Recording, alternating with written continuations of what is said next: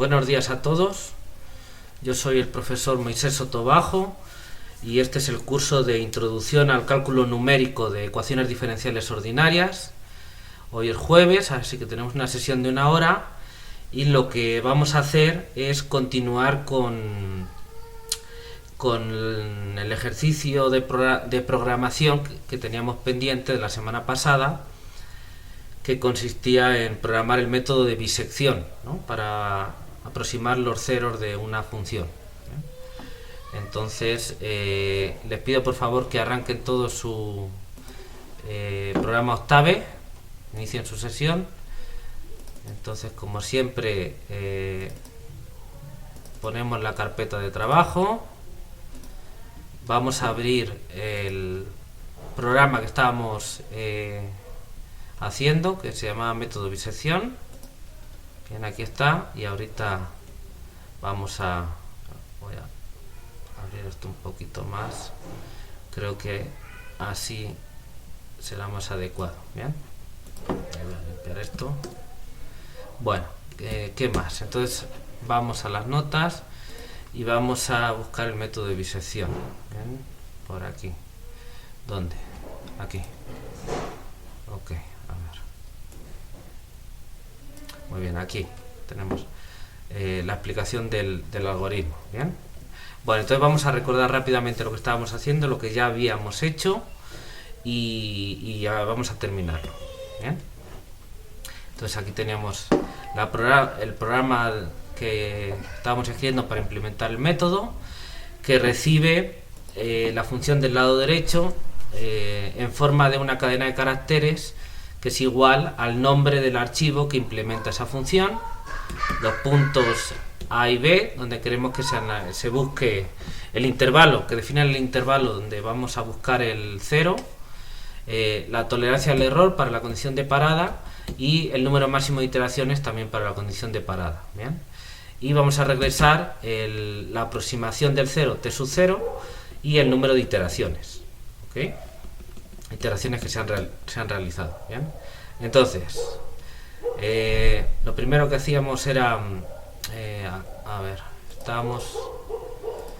vamos a hacer como hacíamos la otra vez. Aquí vamos a utilizar estos separadores del programa, ¿no? Entonces aquí voy a dejar aquí un espacio, ¿lo ven? Esta línea 19, de manera que esto de aquí ya no forme parte de la ayuda, del texto de ayuda, ¿no? Porque esto no quiero que salga, entonces por eso dejo aquí una separación. Bueno, entonces esto de aquí vamos a poner, bueno, vamos a dejar así como preámbulo, por si quisiéramos poner. ¡Ay, perdonen! Por favor, avísenme antes, se me olvidó compartir. Ya está, ¿bien? Bueno, entonces, aquí tenemos el programa. Aquí estaba hablando de los argumentos de entrada y de salida. Discúlpenme que no había compartido la pantalla. Por suerte en el vídeo sí se graba, entonces lo podrán ver después, pero bueno, no nos hemos perdido mucho. ¿Bien? Entonces, aquí pongo el preámbulo. Aquí voy a poner comprobaciones sobre los datos de entrada. Vamos a poner, ok. ¿Me está hablando alguien? Dime, Jesús.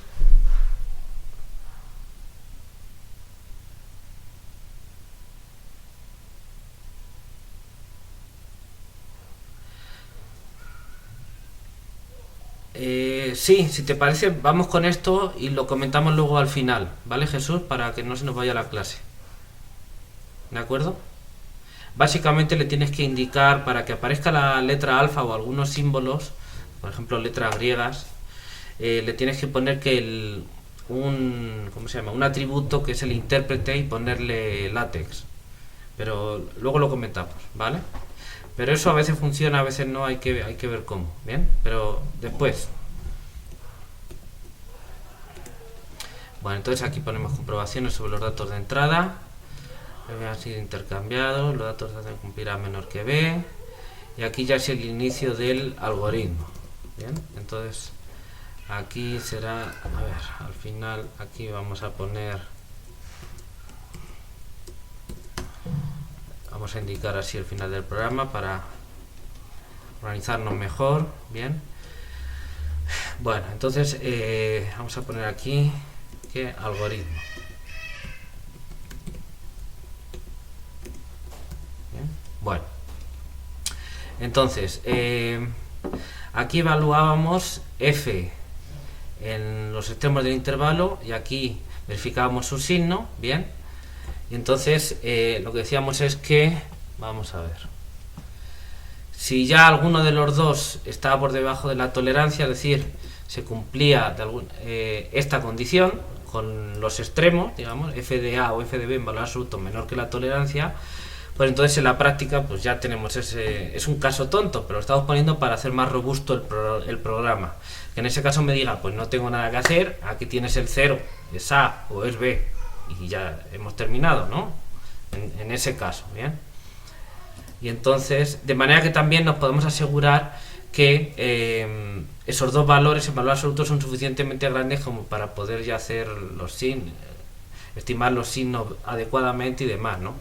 Porque tengo un número, por ejemplo, que me da 0, pues el signo, la función signo de octave, que recuerdan que daba el valor 1, 0 menos 1, pues me puede dar 0, y en ese caso, pues, bueno, empiezan a pasar cosas raras. Entonces, para evitarnos esos casos, pues esa comprobación también es de ayuda, como vimos el día anterior.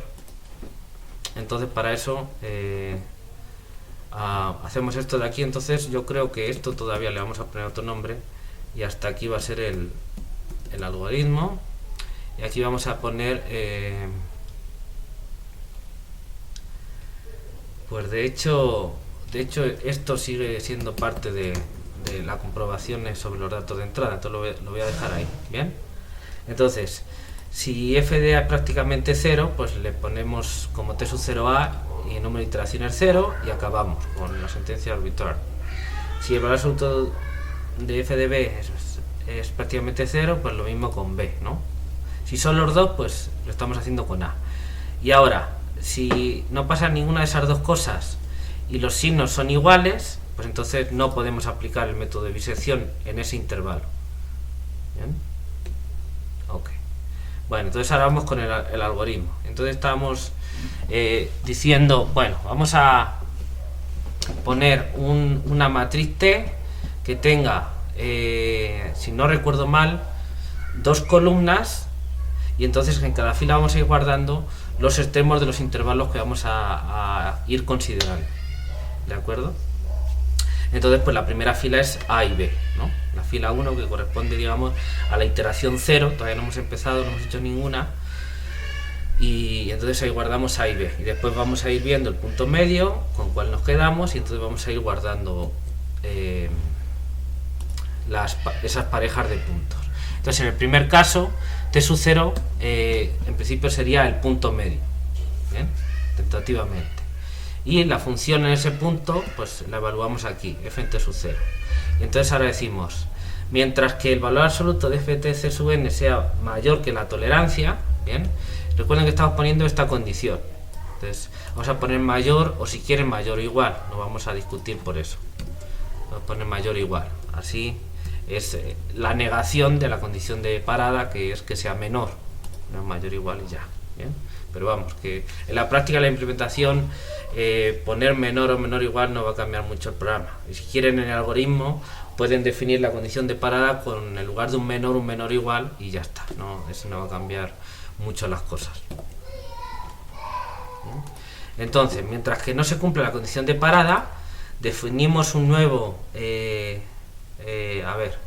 un t sub i como el último extremo izquierdo, es decir, el elemento de t de la última fila y la primera columna, y un t sub de n como el elemento de t de la última fila, segunda columna. Bien, calculamos un nuevo punto, el nuevo punto medio, que lo llamamos t sub 0, porque efectivamente, si ahí parase el algoritmo, ese sería el t sub 0 que daríamos, ¿no? Entonces, pues ya directamente lo llamamos así.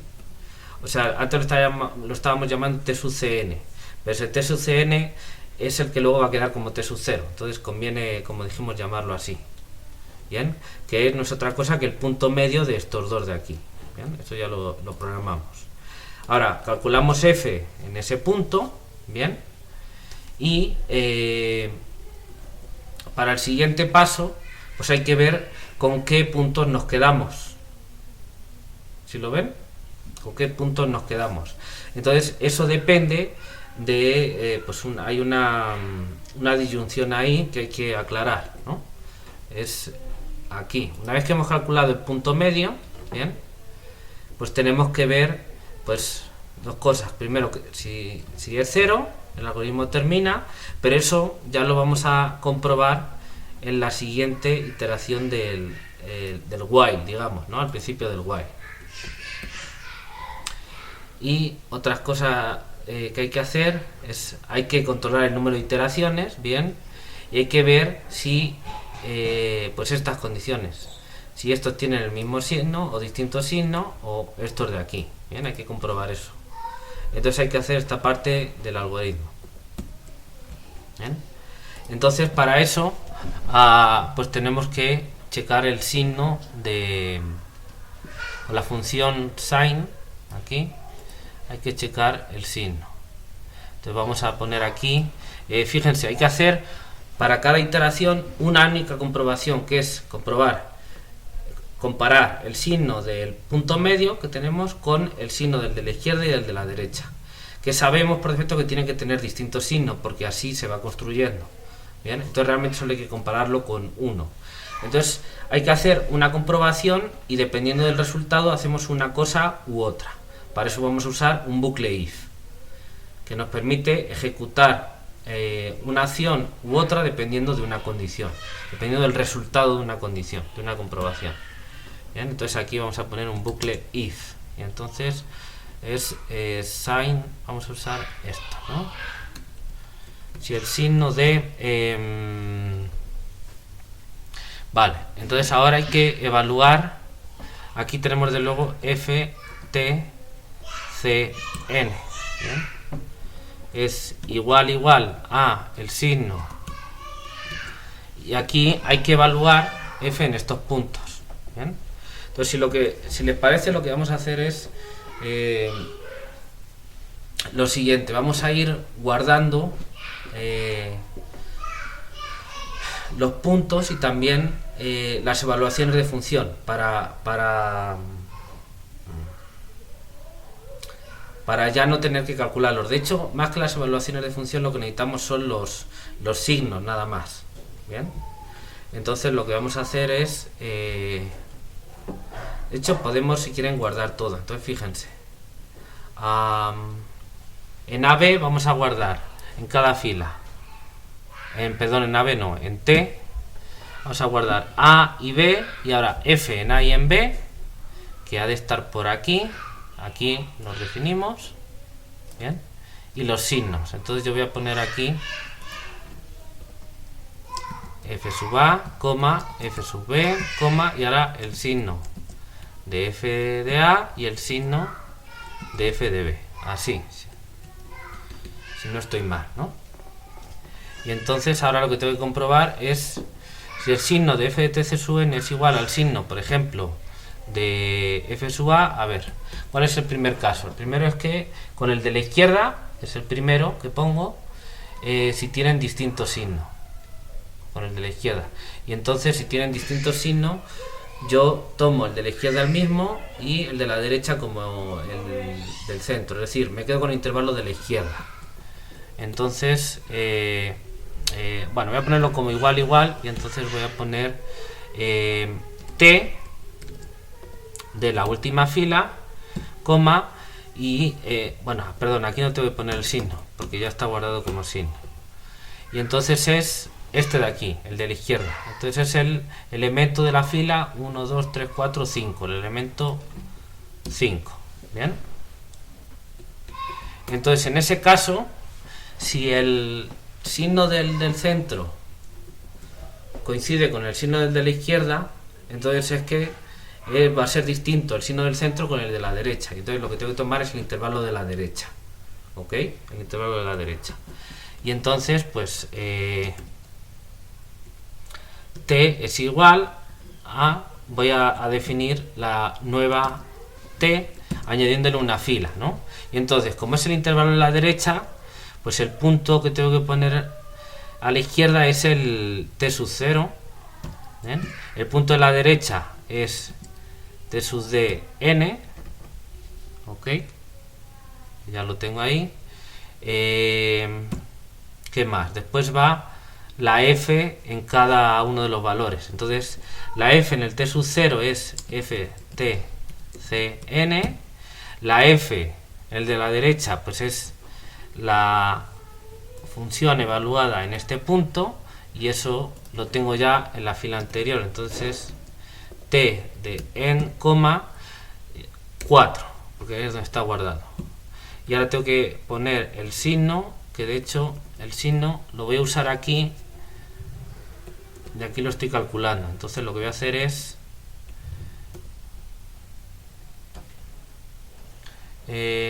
perdón,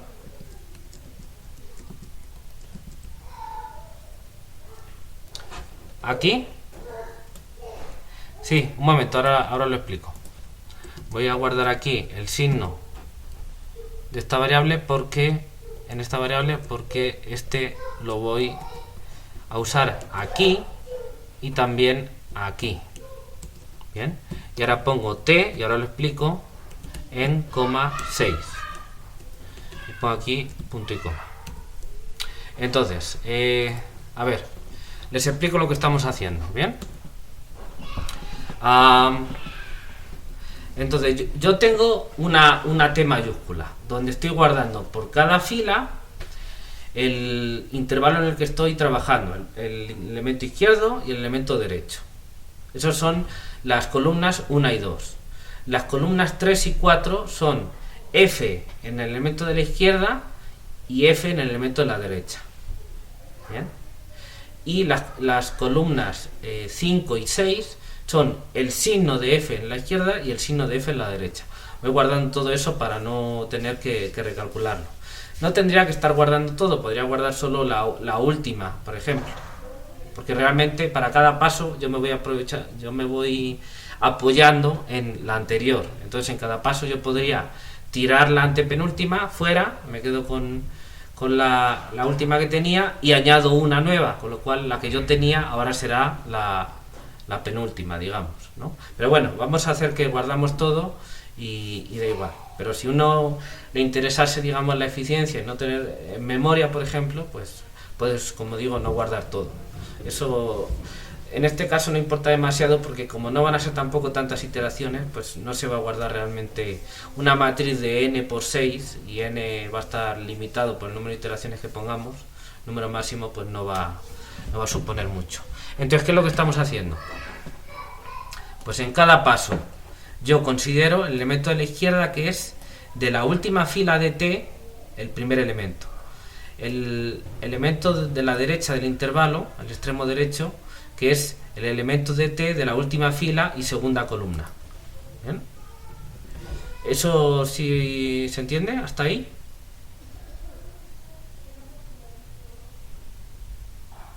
¿Perdón, Jesús?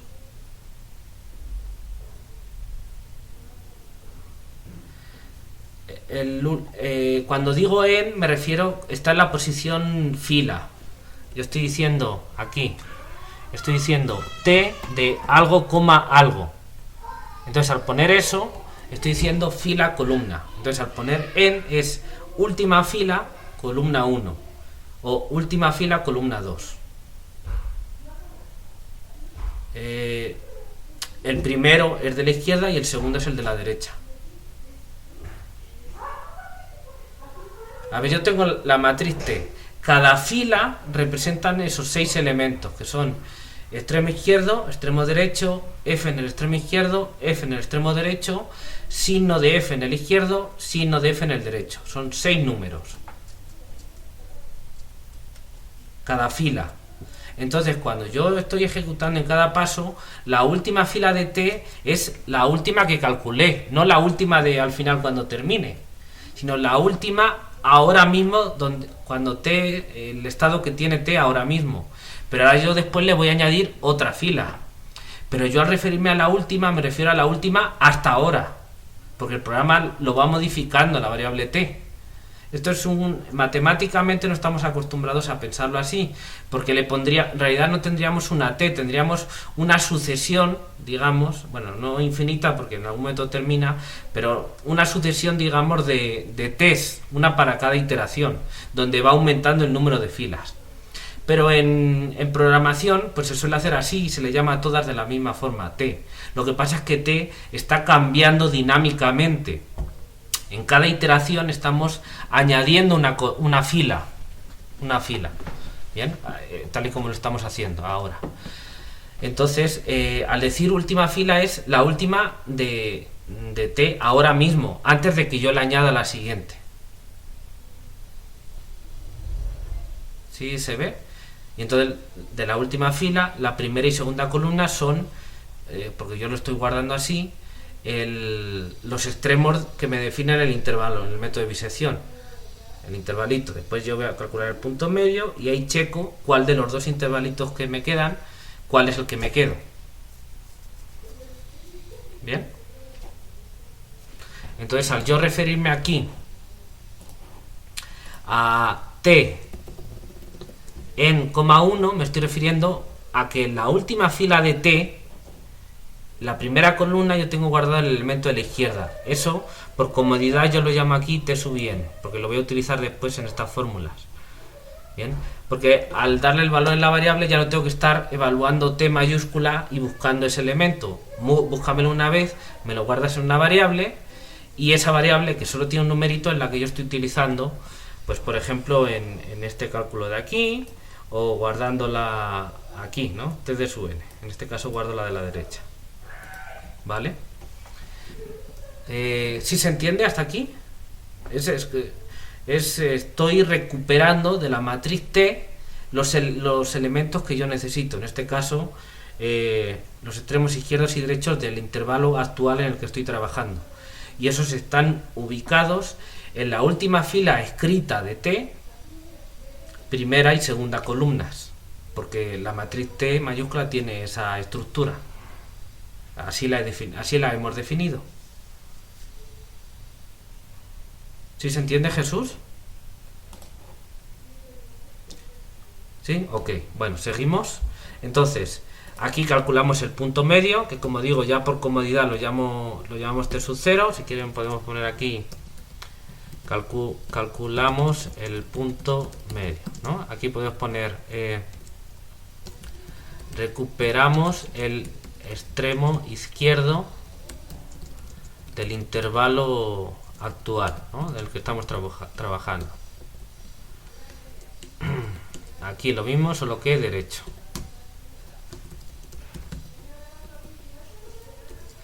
Aquí calculamos f en el punto medio. Ahí. Aquí calculamos el signo de f en el punto medio. Bien, y ahora aquí, si el signo en el punto medio coincide con el signo en la posición 5, corresponde a el signo de f en el extremo izquierdo, ¿no? Tal y como lo estamos, lo vamos a guardar aquí. Entonces aquí, en este caso, se toma el extremo, el intervalo, el subintervalo derecho, ¿no? De los dos. Y entonces aquí actualizamos t. Vamos a poner aquí un comentario. Actualizamos t añadiendo una fila que contiene la información, cuidado con los acentos, la información correspondiente al subintervalo derecho. Así, vamos a poner. Vale, ahora aquí voy a poner un else. Obviamente se tiene que dar una condición o la otra, entonces nada más necesito poner un else. Perdón, dime, Jesús. que si tenemos claro lo que se está haciendo, no entiendo. Ah, que no te quedó claro lo que se está haciendo, sí, perdón. A ver, aquí, en el if, bueno, la comprobación, si la entiendes, estoy comparando el signo del punto medio con el signo en el extremo izquierdo del intervalo.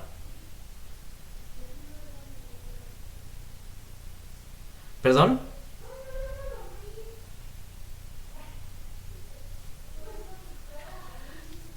Claro, porque fíjate, por construcción del método de bisección, el signo, en todos los subintervalos que uno va escogiendo, el signo del de la izquierda y el de la derecha siempre son distintos. Y entonces entonces uno será 1 y el otro será -1. No sé cuál de los dos, depende. Pero uno va a ser 1 y el otro -1, tal y como devuelve el signo a la función de Octave, ¿no? Entonces, yo ahora le calculo el signo al punto medio. Entonces tengo tres opciones, que ahora vamos a ver eso. Que me dé 1, 0 o -1. ¿Bien? Si me da 0, pues ahí vamos a terminar el algoritmo, ahora lo ponemos. Si me da 1 o me da -1, pues obviamente va a coincidir con uno de los lados y no va a coincidir con el otro. Y como son distintos, pues yo puedo comprobar en cuál coincide y en cuál es distinto. ¿Cómo? Sí, claro, es por descarte porque solo puede ser un caso de los dos. Porque ya partimos de que los anteriores son 1 o -1. ¿Bien? De hecho, aquí habría que poner, para que esto funcione, aquí voy a poner un else if, y aquí hay que poner si el signo, esto de aquí, es 0, en ese caso hay que hacer otra cosa, ahora veremos. Ahora, en este caso se toma el subintervalo derecho y entonces en la línea 70 simplemente lo que estamos haciendo es añadir una nueva fila de t que corresponde a la información del subintervalo derecho, ¿vale? Del subintervalo derecho. Y el subintervalo derecho pues es tomar el derecho, el que ya tenía, y el izquierdo ahora pasa a ser el punto medio.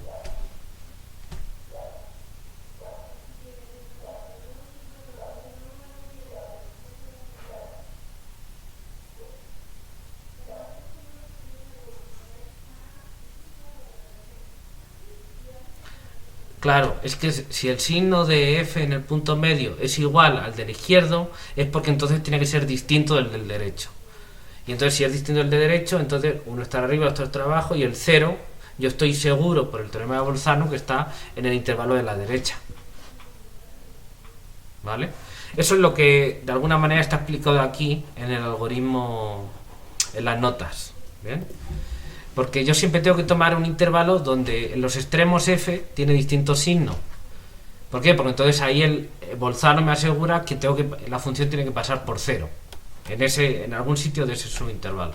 Entonces siempre busco en intervalos donde tengan distintos signos los extremos, la función evaluada en los extremos. Bien, entonces pues bueno, yo puedo comprobar eso o podría poner distinto, me da igual, ¿no? Bueno, y entonces ahora pues hay que hacer, a ver, voy a copiar desde aquí, y entonces en este caso, bien, joder, aquí, en este caso se toma el subintervalo izquierdo, bien, izquierdo, porque si no es un caso es el otro, y entonces ahora en el caso izquierdo yo tengo que tomar t sub n como el izquierdo y como el derecho t sub 0. Entonces este lo tengo que poner aquí, pero tengo que poner el del izquierdo, entonces es el 3, la columna 3, y este de aquí no es la fila 6, sino que es la fila 5. Y aquí tengo que poner izquierdo. Bueno, esto para que se vea bien, información correspondiente. Bien, lo acorto nada más que para que se lea mejor los comentarios. Bueno, ¿entienden los cambios que he hecho? Fíjense que aquí en lugar de poner 4 y 6 he puesto 3 y 5 y los he cambiado de orden. Ahora lo que tengo que poner es, como estoy escogiendo el subintervalo izquierdo, el nuevo extremo izquierdo es el viejo y el nuevo extremo derecho es el punto medio. Bien, de tal manera que aquí estoy poniendo primero el izquierdo, pues es el izquierdo de antes, y el derecho es el centro de ahora, el punto medio. Ahora, F en el izquierdo, pues es F en el izquierdo de antes, que es columna 3 de la fila anterior. Y F en el derecho es F en el punto medio de antes, que es F en TCN. Y ahora, el signo de este, pues es la columna 5, y el signo de este, pues es esta variable. Como ven, lo único que estoy haciendo es tener cuidado de guardar en la última fila de T pues la información de esas 6 columnas, es decir, puntos extremos, F en esos valores y el signo de F en esos valores, esas 6 columnas, teniendo cuidado de quién es quién en cada caso, ¿no? El nuevo extremo izquierdo y el nuevo extremo derecho comparados con los viejos y con el punto medio, según que yo tenga que tomar el subintervalo izquierdo o el subintervalo derecho, lo cual tiene que ver con la coincidencia de signos del punto medio con uno o con el otro. ¿Ok? ¿Sí se entiende, chicos? Chicos y chicas. ¿Ok? Vale, bueno, pues seguimos. Vale, ¿y qué pasa si el signo es 0? Bien, pues en ese caso no hay que hacer mucho, ¿no? Porque díganme ustedes, ¿qué pasa si el signo de ftc sub n es 0? Pues que en realidad, por lo que hace la función signo, es que f en ese punto es exactamente 0. Y entonces pues ahí ya tenemos el punto medio, entonces no hay que hacer nada realmente, ¿no? Entonces lo que podemos hacer es que esto se puede poner dentro de otro bucle, porque si no, no hace falta calcularlo. Simplemente cuando lleguemos aquí, si el signo f tc sub n es 0, entonces f en tc sub n es 0, su valor absoluto es 0 y no va a ser mayor o igual que la tolerancia y vamos a salir del bucle. Bien, entonces lo que pasa es que, claro, si este signo es 0, no se van a cumplir ninguna de estas dos, entonces no se va a añadir en este caso. Entonces lo que vamos a hacer, vamos a quitar if, y entonces esto, si quieren, lo podemos comentar,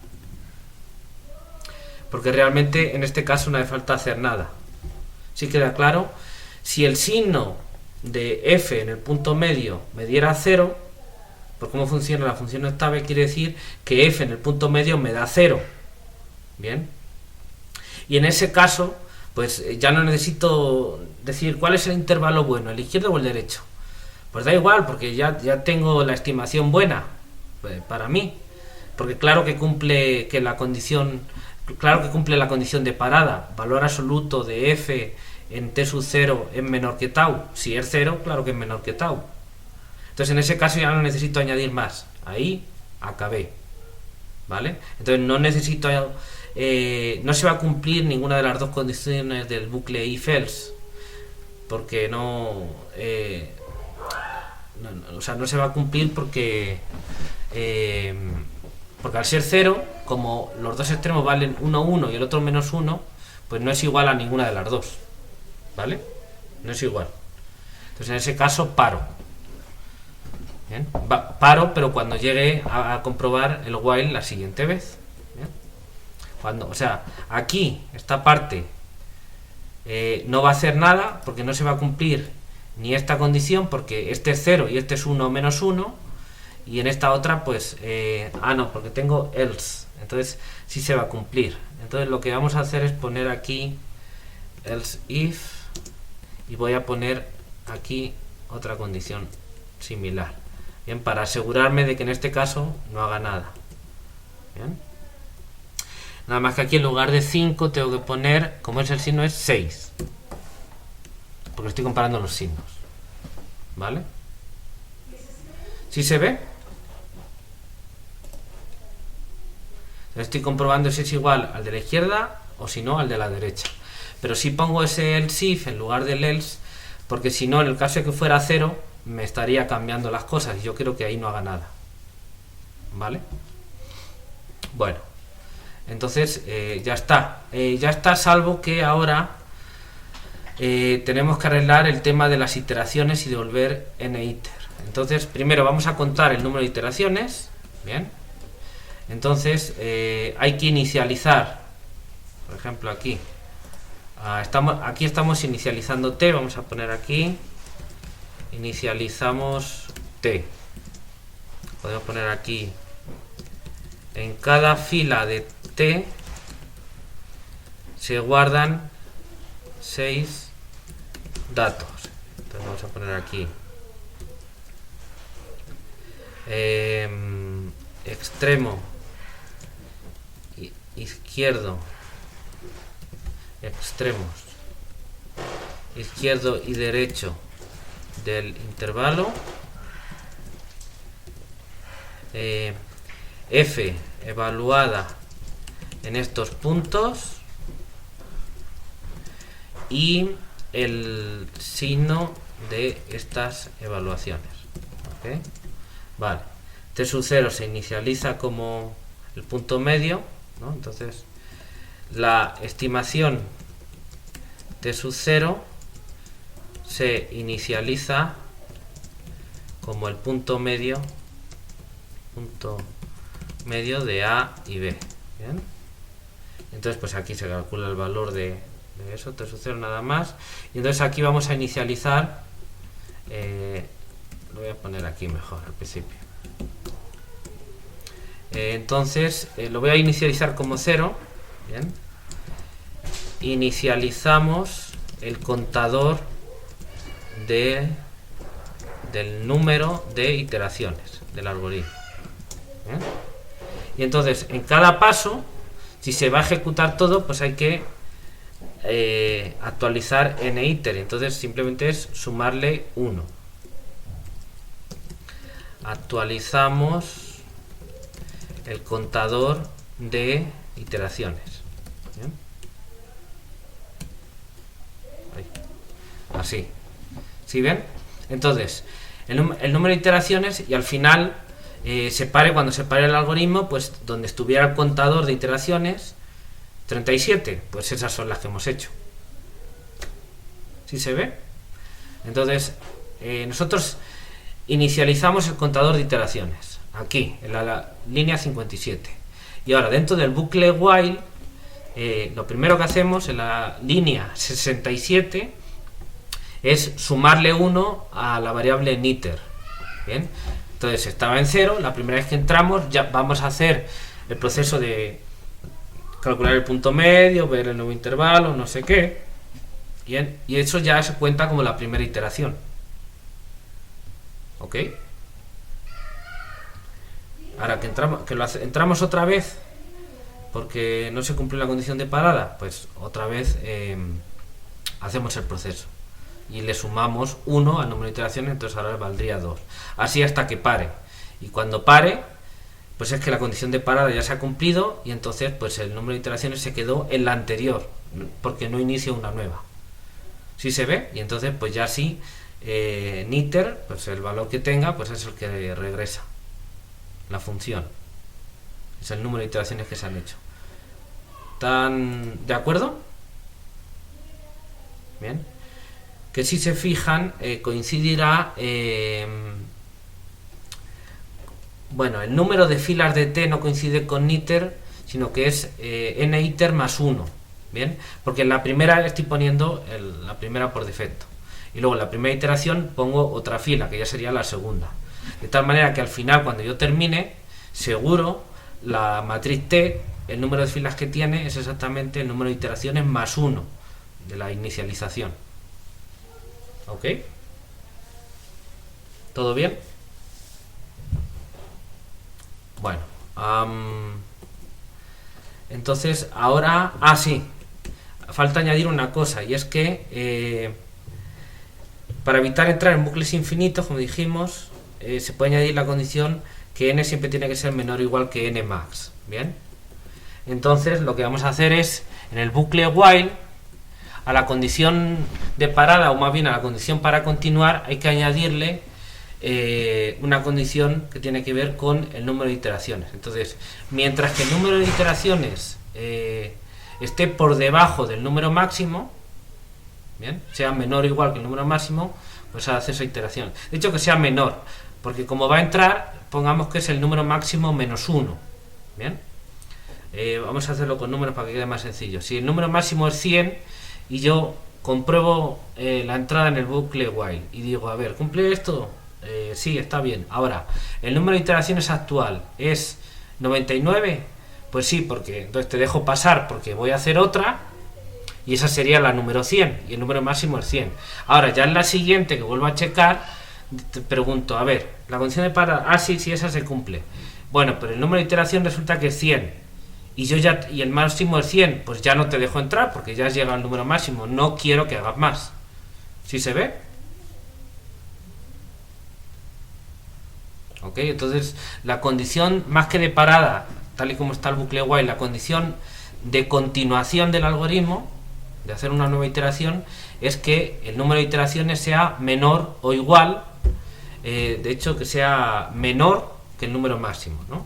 Entonces lo que hay que poner aquí, en la línea 66, esta condición la vamos a poner con unos paréntesis, y hay que añadirle un i lógico, porque si queremos que se cumplan las dos, y que el número de iteraciones sea menor estrictamente que el número máximo que pone aquí el usuario, que es la variable nmax.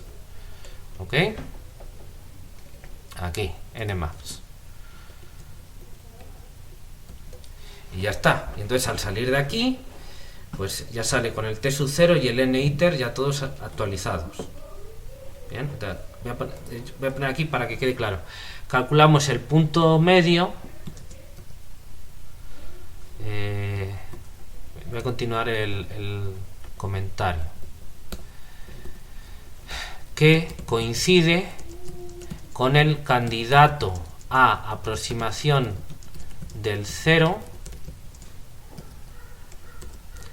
en caso de acabar aquí el algoritmo. ¿Ok? ¿Visto?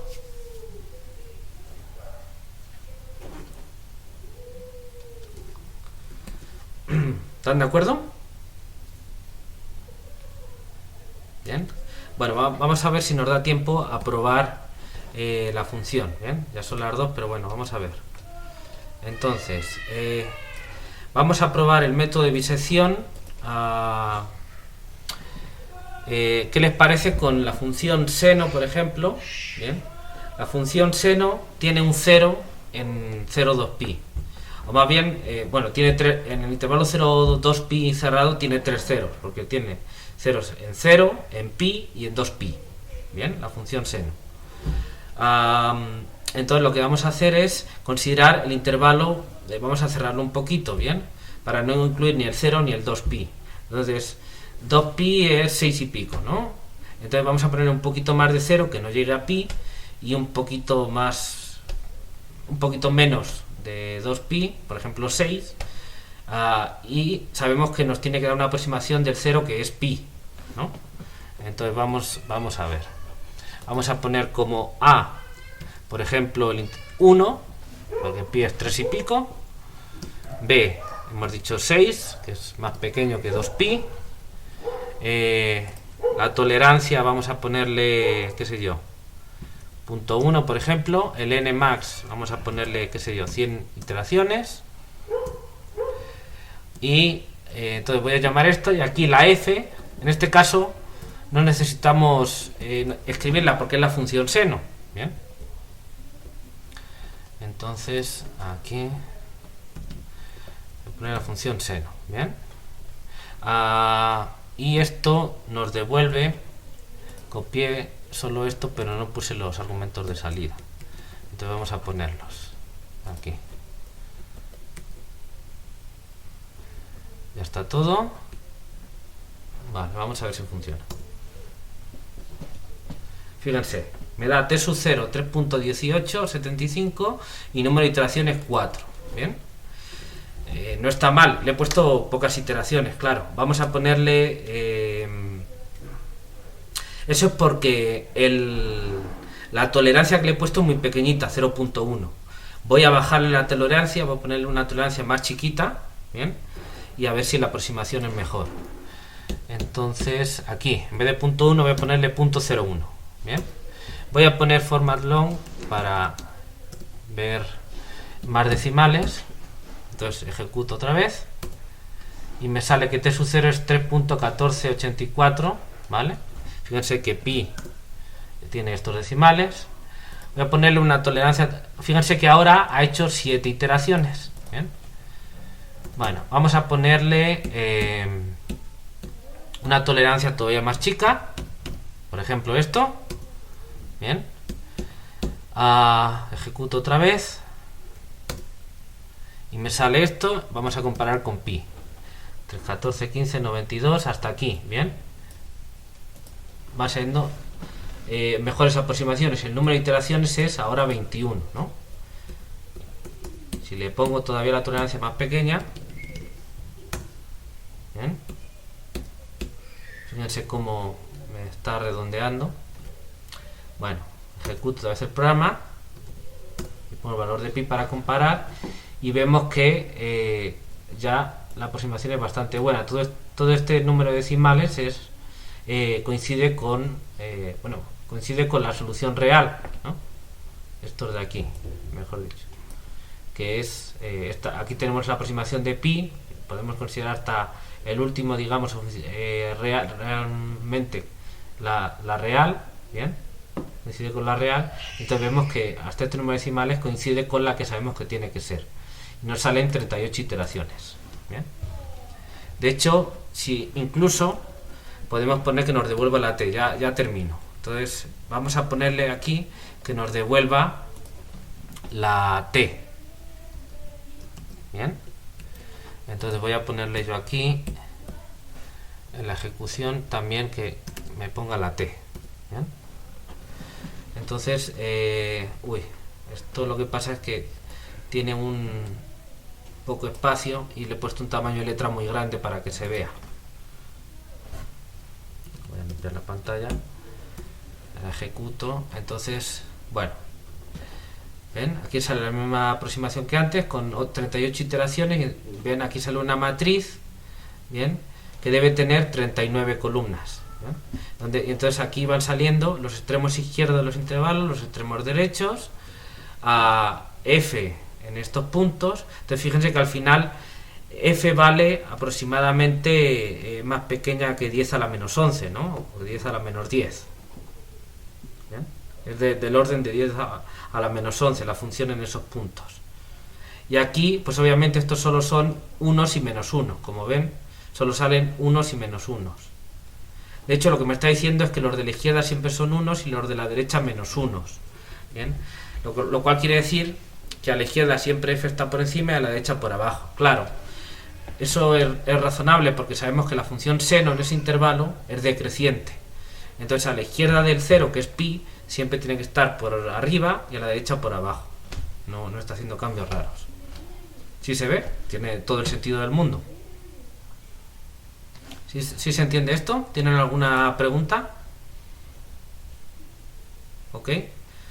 Bueno, pues luego les voy a solicitar que hagan la práctica 2, que trabajen ustedes con, y ya terminamos la clase por hoy con esto, que trabajen el método de Newton. Bien, básicamente es implementar no solo esta fórmula, tienen que hacer todos los pasos del algoritmo, ¿no? Las bifurcaciones y las condiciones de parada, etcétera, y el método de punto fijo.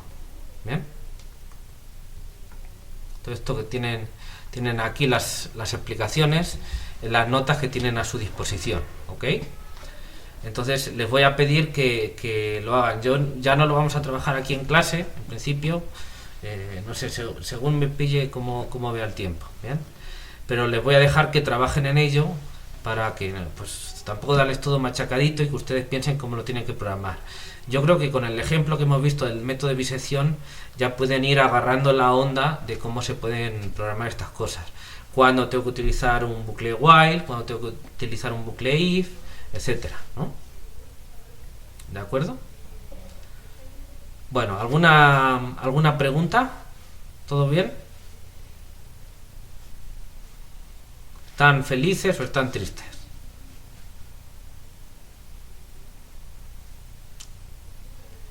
Perfecto, muy bien.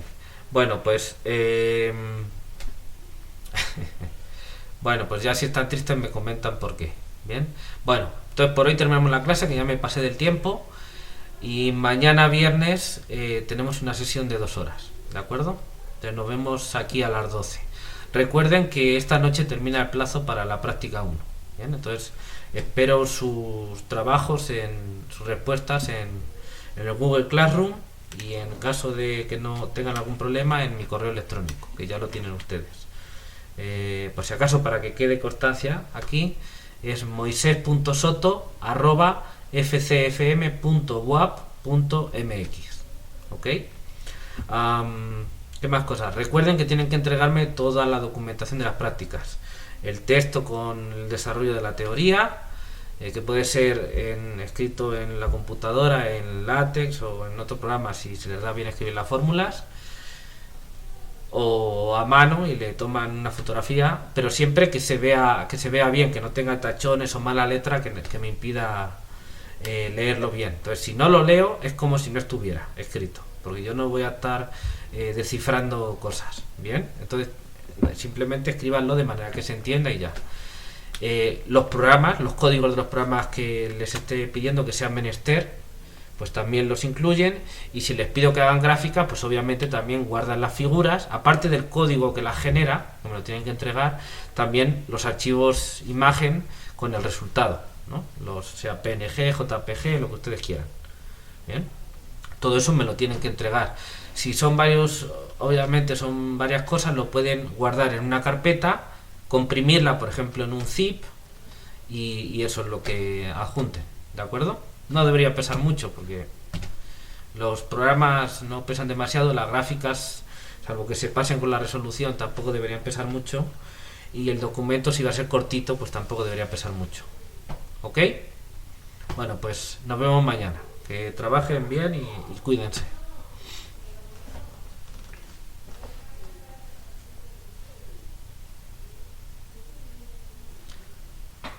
¿Me hablaste, Jesús?